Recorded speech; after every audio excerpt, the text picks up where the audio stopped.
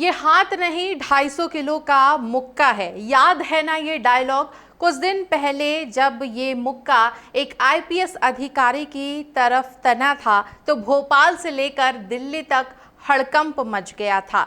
लगा था कि बीजेपी संगठन की नसीहत के बाद इस मुक्के को वजन थोड़ा कम होगा, लेकिन साहब ये तो और भी भारी होकर वापस लौटा है। नमस्कार, मैं हूं आयुषी सोनवानी और आप देखना शुरू कर चुके हैं सबकी खबर।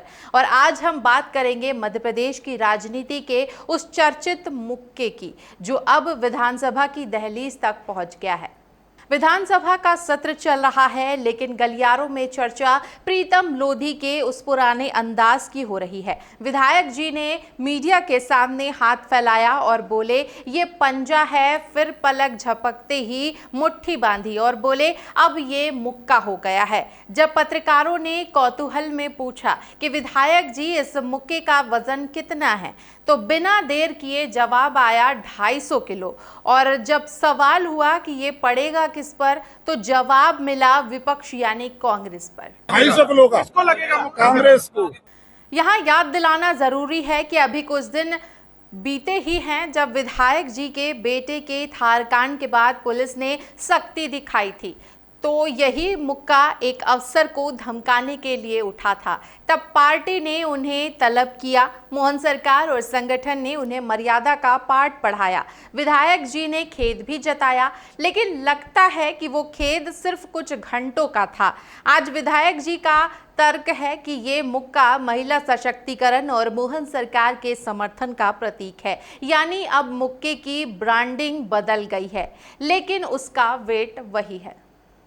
अब सोशल मीडिया पर लोग चुटकी ले रहे हैं। कोई कह रहा है कि बीजेपी ने वजन कम करने की डाइट दी थी, लेकिन मुक्का तो फिर से हेल्दी हो गया।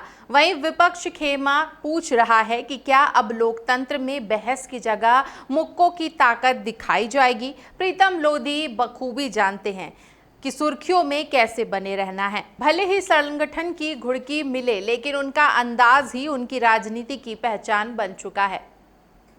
अब देखना ये होगा कि 250 किलो का मुक्का सिर्फ बयानों तक सीमित रहता है या आने वाले दिनों में बीजेपी के लिए कोई नई मुश्किल खड़ी करेगा।